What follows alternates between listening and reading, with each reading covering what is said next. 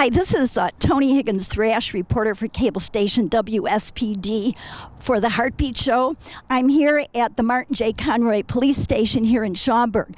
Our segment today is about scams. We're going to be meeting with Paula Diaz, crime prevention specialist. We should learn a lot, especially about how to protect scams from affecting the senior population, which seems to be a target group.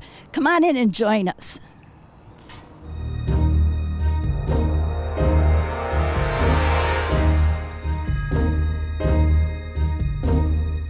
Well, I'm inside now at the Schaumburg Police Station with Paula Diaz, crime prevention specialist. Thank you so much for having me. Oh, thank you for coming. Well, I'm going to start by talking about definitions. Scam is a word that's U.S. slang. It's a dishonest scheme, a swindle. Scheme is a self-seeking or underhanded project to devise plans, especially underhanded or evil ones, to plot. The definition of swindle is to cheat, defraud. So scam is a U.S. term, not necessarily one that's international. So some seniors out there, when they hear scam, they don't connect it necessarily with a scheme or a swindle. So we'll start out with that information. So Paula, can you tell us what your responsibilities are, especially those that fall under the subject of scams? Sure. So I am the crime prevention specialist here at Schaumburg Police Department, and most of my responsibilities are dealing in prevention programs, any age group.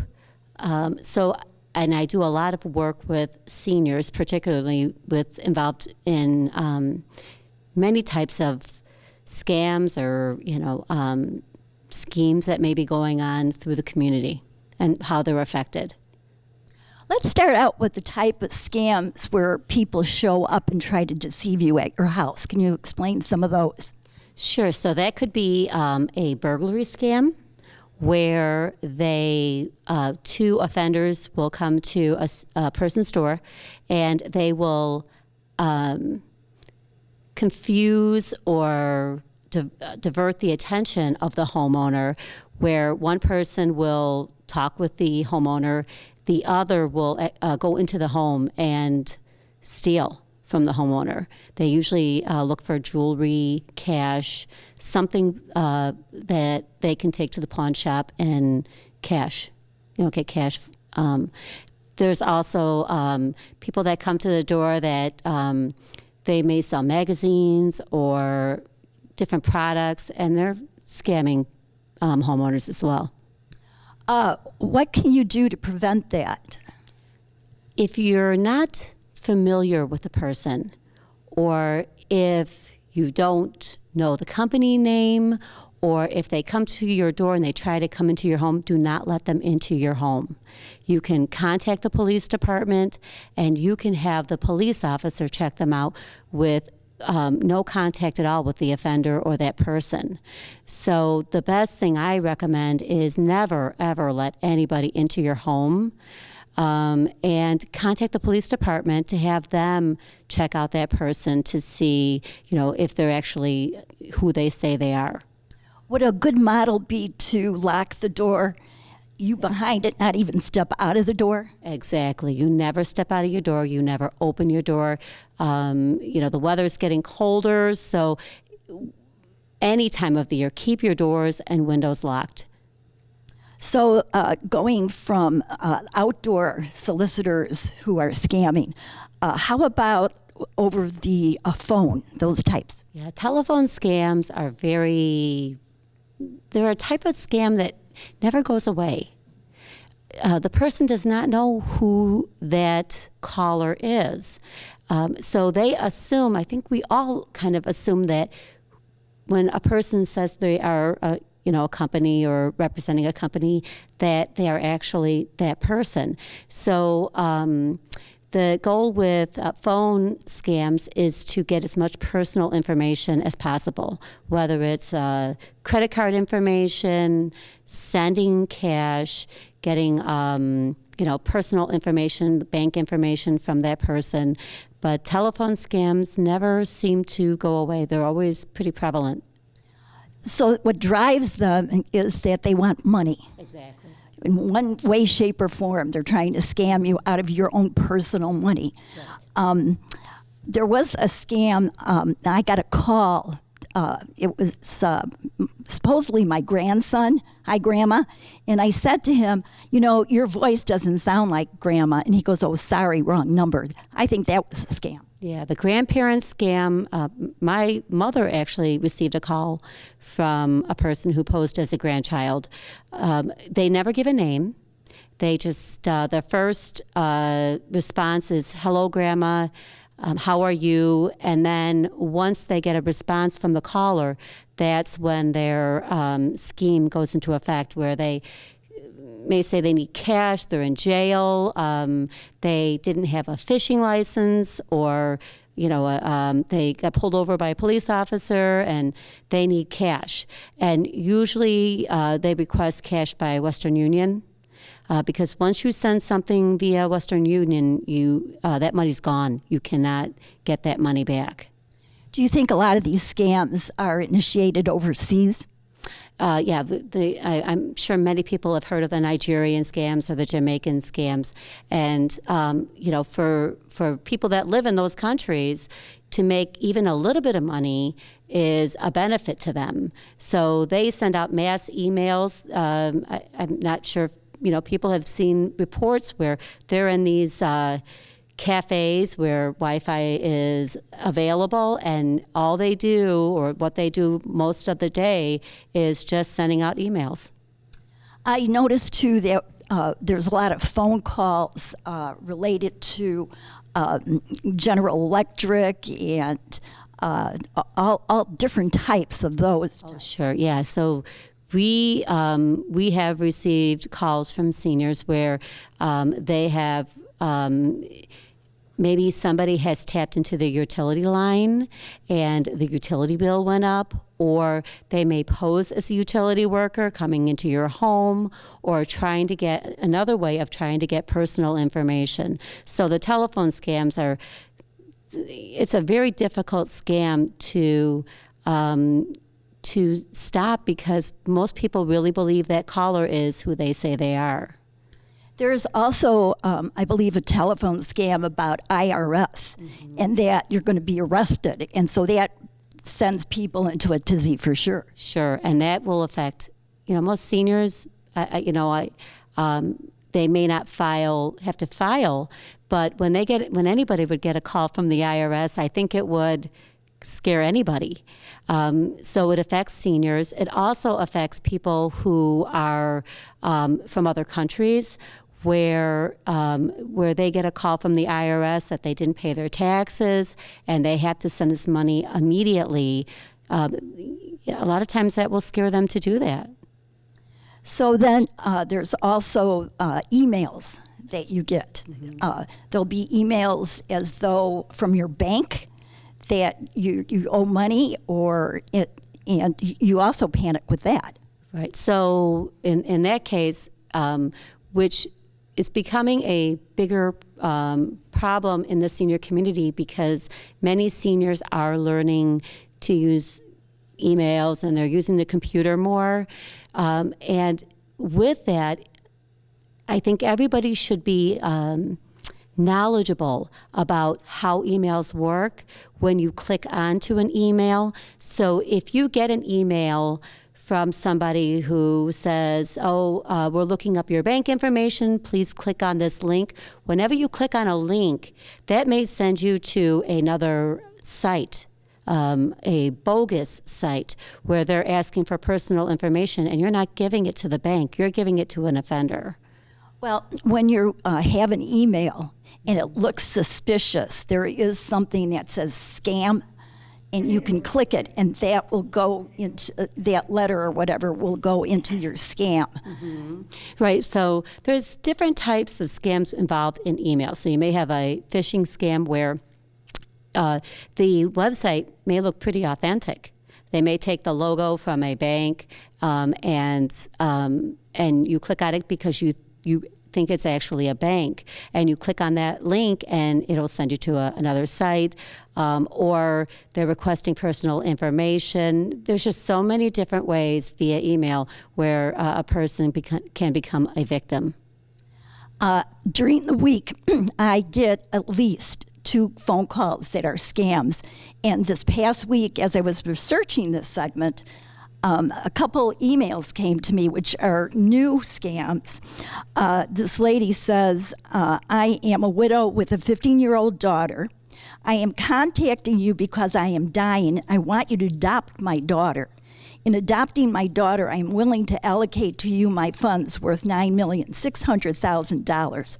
When I get a response from you, I will give you more details. Lots of red flags here, and so that's brand new one that I got. And then here's another one asking me to invest and support and transfer funds for them investing in a profit-making venture. I have a reasonable sum that I inherited from my stepfather. And it starts out, hello, dear friend. Right. Now, right away, I know this is not a dear friend. I have no idea who they are. So people are just getting bombarded with these. Right. So can you tell us what information you have that we can access perhaps online? Sure. So you can look through your service provider to find out whether you can get a antivirus. So they do offer that, and it is a good idea to check it out because sometimes they will flag different emails and put them in your junk folder or your junk email. So that's what happens with mine, is I have a antivirus, and then it just kind of junks these kind of emails. So yeah, and these emails, they sound a little hokey. They don't sound like they're from somebody who would be next door, I should say. So there might be some typos. There might be the way that they phrase their sentences may sound a little off, and those are good indicators that would be a scam email. So, yeah. So what other things can we prevent, like with our Social Security number? Should we carry it on with us, or what about that? Any personal information, I think everybody should do like an annual cleaning day. They should do an annual wallet day where they go through their wallet and they check to see, one, how many credit cards they have in their wallet, and know which credit cards that they have, so that if their wallet should get stolen, they know which company to contact. Social Security cards should never be in your wallet. I know with seniors, one of the concerns is the Medicare card, which has your Social Security number on there. And what I recommend to seniors is usually they only need them for doctor's appointments. Don't carry your Medicare card with you. Contact the doctor's office and let them know that you don't feel comfortable carrying that card, but you want to provide that information to them over the phone. Well, usually your doctor has that on file anyway, so it's just really your first visit in that. As we move on here, I noticed that you have ongoing crime, senior scam prevention conferences or get-togethers or workshops. Right. So we, myself, as well as many organizations throughout Schaumburg, met a couple years ago and formed a council, and it's the Support Our Senior Council. And what we do is we try to provide programs to the senior community, and it can be we host these events, and not just seniors attend. It's a wonderful way of getting information out, but what we try to do is provide assistance to the senior community. So one of the things we do is we offer a prevention event every spring. So next year, May 10th, I believe, we have reserved the library again to host our senior scam prevention. And we have our detectives. They provide information, updated information on the current scams affecting our community or affecting the country. And scams change. They can, we can come up with, they may come up with a new scam, or there might be a scam that wasn't very popular a couple of years ago, but has now become more widespread. So it's a really good opportunity for us to provide information to the community. This one we hold 2 times a day. So we hold it in the morning and we hold one in the evening. And the evening is kind of making it more accessible to the family members, caregivers who can't attend during the daytime. So last year we had a packed house. It was a wonderful event.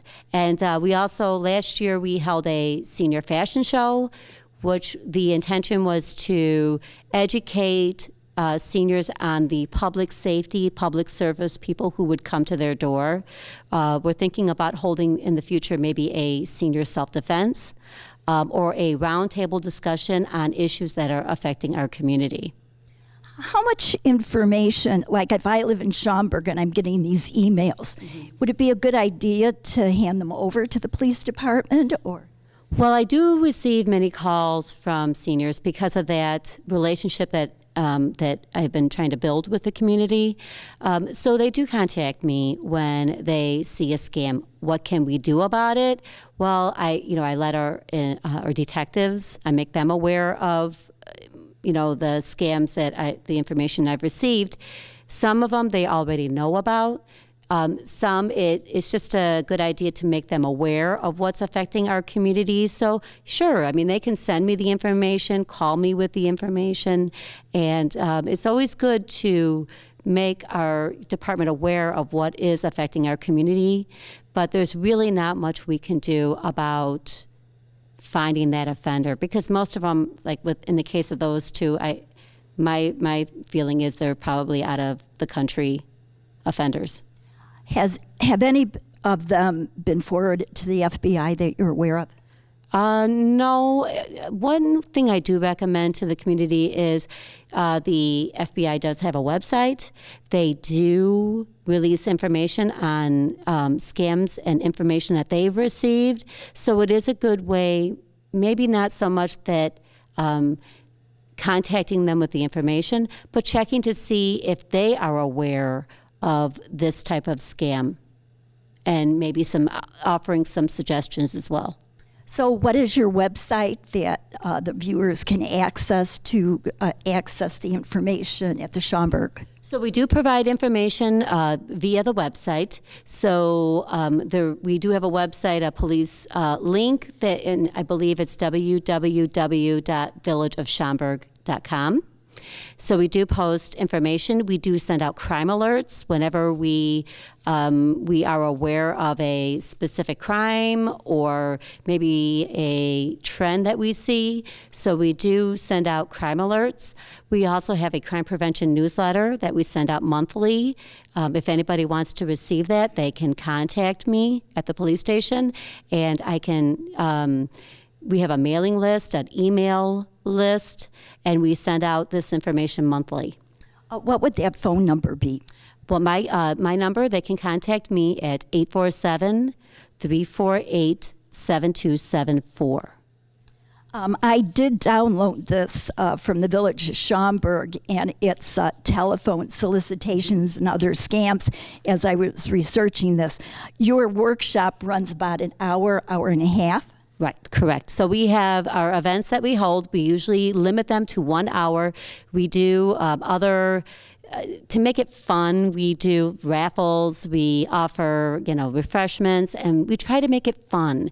But the main goal is to educate and offer information so that, the goal is not to reduce the number of victims in the community. Well, thank you so much for this interview. And in closing, I'm going to turn over to you my 2 scams, and hopefully you can follow up with that. I will do some investigating. Thank you so much, and we're over and out. And do check the Schaumburg Police Department website. Do call Paula if you have any questions on the scams. The seminar, whatever you use, is a long one.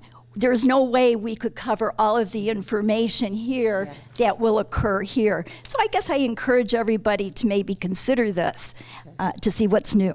Sure, it's a great time, and we had last year, I believe we had over 300 people attend our event. It was, and everybody that I talked to walked away and were very happy with the event and had a good time. Thanks again. Sure, thank you.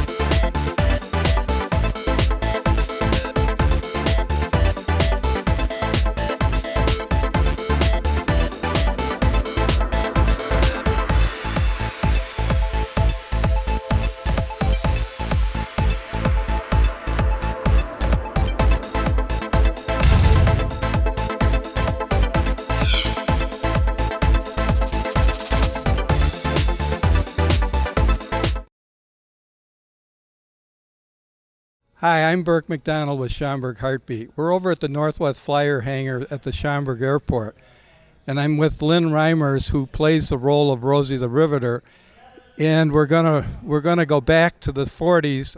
How did you get this outfit? Well, I must tell you that I really started by figuring out when I was going to do this Rosie back in 2011, and I was actually in France. I was going to Normandy, and I happened to see the president of the Rosie the Riveter Association on one of the streets, and she gave me her card, and I went and bought my wonderful bandana from the Rosie the Riveter and my outfit that hopefully looks like this poster. Well, I think it looks pretty close. You come real good. Your eyelashes, your hood, your little bit of the hair in the front. Thank you. I actually am very honored to be able to portray Geraldine Hoff Doyle, who is the poster icon for the We Can Do It poster that we all grew up with. Yeah, I mean, that was around pretty much during the whole war. They wanted people to get together, ration, and do other things, right? Yeah. Well, this woman, her name was Geraldine Hoff at the time, and she was 17 years old, grew up in Ann Arbor, Michigan, and she actually went to work at the defense factory called American Broach and Machine Company, and she worked on a stamping machine. She worked on a stamping machine, and what did they stamp at that time? You know what? I'm not really sure, Burke, what they actually stamped. I just know it was a machine company, and she was actually doing this work. I'm going to show you right here. This is the actual picture of Geraldine Hoff when she was wearing the bandana. This picture was taken the second week while she was working, and she actually had a United Press photographer take her picture, and then a Pittsburgh artist named J. Howard Miller saw this. He made a poster for Westinghouse Electric Company, and then it was like 42 years later, Geraldine Hoff saw this poster. So actually the artist Miller made this poster from this actual photograph. Well, that's pretty amazing. So he really never met her. He just did it through the photography and stuff. But Rosie the Riveter did lots of different things. There wasn't just one Rosie, right? They worked in factories for building airplanes. That's why we're here. And other things, anything to help with the war, right? Anything to help with the war. There are actually 6 million women who went to work at defense factories during World War II.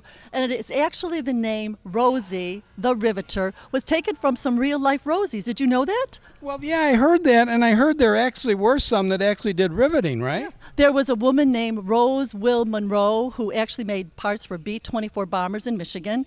There was a woman named Rose Bonavito who actually set a record in New York by riveting like 900 rivets and drilling 2,000 holes, and she got a commemorative certificate from President Roosevelt. And then there was a woman named Rosalind Walter who inspired the Rosie the Riveter song. Do you want to hear it? Yeah, if you know a little bit. All the day long, whether rain or shine, she's a part of the assembly line. She's making history, working for victory. Rosie the Riveter. You know, it's sort of amazing. We're standing in front of this really modern airplane today that's got all sorts of electronics in it, and probably in those days it was just basic airplanes, right? Well, it was, but Rosie's had to work on some of these airplanes. As a matter of fact, on one B-17, there were Rosies that worked with United Airplanes in Cheyenne, Wyoming, and there were 500 holes, bullet holes that needed to be repaired. And some of the Rosies there, they saw blood stains and these bullet holes and had to think about that'd be tough. our wonderful patriotic men who flew in those planes.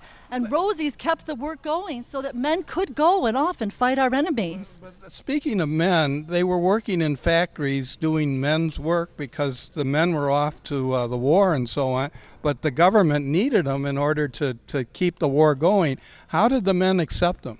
Well, there were some men who did not like Rosies taking the jobs of men, and some men actually sabotaged the work that Rosies did. They sabotaged some of the hoses that Rosies had to go and pull out of very small openings to reset their machines. But I think over time they had to recognize the valuable work that Rosies were doing all across America in big cities and small towns. Now, a lot of those Rosies went back once the war was over and their husbands came back, or boyfriends, whatever it was. They went back and went back home for the most part, but a lot of them stayed on the job, didn't they? Well, when the war was over on August 14th, 1945, when Germany had surrendered or Japan had surrendered, I must say that Rosies went to work now and they were told, "Go home, Rosies, give a GI a job." And many Rosies, of course, wanted to go back home to their lives with their families and their husbands. But many Rosies liked their newfound freedom that was new for women at this time. And many Rosies also liked the fact that they could now feel a sense of pride in working and making money. So many Rosies wanted to stay on, but many companies would not keep these women on. They wanted the men to They have wanted the to come jobs. back again. During this time, you were about how old, or the person you were representing? You were like a late teenager, roughly? I was 17 years old, Geraldine Hoff Doyle was, and she went to work in Ann Arbor, Michigan at this defense factory at American Broach and Machine Company. One of the things that I think is amazing is you've done some research that you researched, and you've met this young lady that was around the same age over in Germany, right? Who was ended up in a concentration camp. Well, if I'm now stepping in the shoes of Geraldine Hoff Doyle, I must say that although I'd never met this woman, her name was Millie Werber. That was her married name. She was 15 years old, came from Madame Poland, and she ended up when Hitler had invaded Poland in 1939. He then established the ghettos for all the Jewish people to move into, and this woman, she ended up in Auschwitz. Well, first she was working for a Nazi ammunitions factory, and then she was put into Auschwitz. And then when the camp of Lippstadt that she had been sent to after Auschwitz was liberated, why then Americans came and floated down the sky in parachutes that Rosies had made somewhere in factories in America. And these American soldiers now could liberate people like Millie Werber to have a new life for themselves. And Millie Werber went on to marry Jack Werber and lived in New York. As a matter of fact, in this day, in 2015, Millie Werber, I know, is still living. She has 2 sons, and so she was one woman in Europe who was saved and freed because of American soldiers and because of Rosies in America that could help our soldiers. I find that story, for me, very inspiring. Rosie, as you mentioned, was found by a photographer, and then an artist found her and did this poster. Right. But Rosie herself, she was a musician, right? And when she was in the factory, what happened? Well, actually, she played the cello, and she only worked at the American Broach Machine Company in Ann Arbor, Michigan for just 2 weeks because she worried that she might injure her hand in the stamping machine and never be able to play her cello again. So she went to work at a bookstore. And that's where she ended up meeting her husband, Leo Doyle, and they made their life in Ann Arbor, Michigan. Okay. So. But and as we said before, there's a lot of other Rosies doing other work. Now, let's talk about, you do this as a presentation at various places, right? Yes. Many times, and you've had people come up. One of the things was that people had a ration during World War II, right? It seems like every time I do this program, I have had the great honor to have been doing this program since 2012. And so every time I do a program, it seems like somebody in the audience wants to come up to me and share their stories. For instance, I had one gentleman come up to me and tell me that he was the man who made the straight-looking seam go down the back of a woman's leg, because at that time, nylons, and silk stockings were rationed so that they could make parachutes and tow ropes for glider planes. So the women came up with an ingenious idea to make do. They would put makeup on their legs, and then using a black eyebrow pencil, they drew what looked like a straight seam going down their legs. And this man came up to me and told me that he was the seam maker. He was a seam maker. Now, today he'd be in a lot of trouble. Well, you know what? He said he knew his limitations, though. He said that he would only go up as far as the women would not slap him on his hands. That sounds like a good deal. But there's been some other people that you've met that it's really been sort of heartfelt, that they hear stories that they haven't really brings back memories, right? Well, it seems every time somebody wants to come up to me. I was just at a program last week, and a woman in Des Plaines, 91 years old, she was with pride, told me that she was a Rosie the Riveter that worked at Douglas Air Plant, right where O'Hare is right now. And I was just so taken away that she had all these stories to tell me. And then other people have told me how their mothers worked there or they worked there. I'm constantly meeting people. And it's probably good that they tell you these stories afterwards, because if I were up there doing this, I think I'd get into tears. Well, actually, I'm very moved, and I hope that I can continue doing this for a long time, because I'm very honored to be able to step into the icon Geraldine Hoff Doyle, into her shoes, and tell her story, because we know this story. Right. And even right now, they had out in California, they had all these Rosies, I think over 1,000 Rosies dressed up just like me, and they set a world's record for the Guinness World Record in California. Little babies and women who took part, and I think that's all part of the Rosie the Riveter story. A lot of red bandanas. A lot of red bandanas and red lipstick. I think that's the signature of Rosie the Riveter, being a brave person and an honorable patriot to do the work that they did. I'm Burke MacDonald with Schaumburg Heartbeat. Hope to see you again soon, and don't forget, take time for fun. All day long, whether rain or shine, she's a part of the assembly line. She's making history, working for victory. Rosie, the Riveter, keeps short lookout for sabotage. Sitting up there on the fuselage, that little frill can do more than a mill can do. Rosie, the Riveter. Rosie's got a boyfriend, Charlie. Charlie, he's a Marine. Rosie is protecting Charlie, working overtime on the riveting machine. When they gave her a production knee, she